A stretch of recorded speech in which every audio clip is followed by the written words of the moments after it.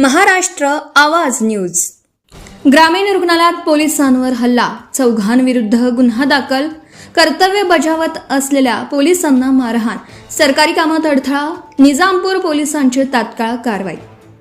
साक्री तालुक्यातील जैतान येथील नवीन ग्रामीण रुग्णालयात वाद घालणाऱ्यांना समज देण्यास गेलेल्या पोलिसांवर चौघांनी हल्ला केल्याची धक्कादायक घटना बुधवारी रात्री घडली. या प्रकरणी निजामपूर पोलीस ठाण्यात 4 जणांविरुद्ध गुन्हा दाखल करण्यात आला. मिळालेल्या माहितीनुसार जैतान येथील ग्रामीण रुग्णालयात काही व्यक्ती वाद घालत असल्याची माहिती निजामपूर पोलिसांना मिळाली होती. त्यानुसार police head constable Ejaz Ahmed Pathan हे सहकाऱ्यांसह घटनास्थळी पोहोचले. त्यांनी उपस्थितांना वाद न घालता शांततेने निघून जाण्याच्या सूचना दिल्या. दरम्यान उपचारासाठी आलेल्या एका जखमी रुग्णाला पोलिसांनी आपल्या वाहनात बसवलं. याचा राग आल्याने सनी बोरसे, दीपक जाधव आणि त्यांच्या अन्य 2 साथीदारांनी साध्या वेशातील पोलीस कर्मचारी पोलीस कॉन्स्टेबल वारलवाडी यांच्यावर अचानक हल्ला चढवत हाताबुक्क्यांनी मारहाण केली.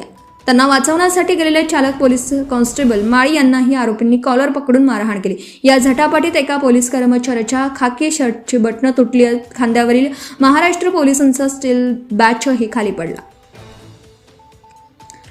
पोलीस कर्मचारी शासकीय कर्तव्य बजावत असल्याची पूर्ण कल्पना असतानाही आरोपींनी त्यांना दमदाटी करत मारहाण केल्याचं फिर्यादीत नमूद करण्यात आलं. या प्रकरणी सनी बोरसे, दीपक जाधव, श्याम नहाळदे आणि बापू नानाभाऊ धनगर सर्व राहणार जैताने तालुका साक्री यांच्या विरुद्ध निजामपूर पोलीस ठाण्यात गुन्हा दाखल करण्यात आला आहे. या घटनेचा पुढील तपास पोलीस उपनिरीक्षक सामोसे करीत आहेत. ग्रामीण रुग्णालयातील वाद मिटवण्यासाठी गेलेल्या पोलिसांवर हल्ला, 2 पोलीस कर्मचाऱ्यांना मारहाण, सरकारी कर्तव्यात अडथळा निर्माण केल्याचा आरोप. चौघांविरुद्ध निजामपूर पोलीस ठाण्यात गुन्हा दाखल. तपास पोलीस उपनिरीक्षक सामोसे यांच्याकडे. Subscribe now and press the bell icon.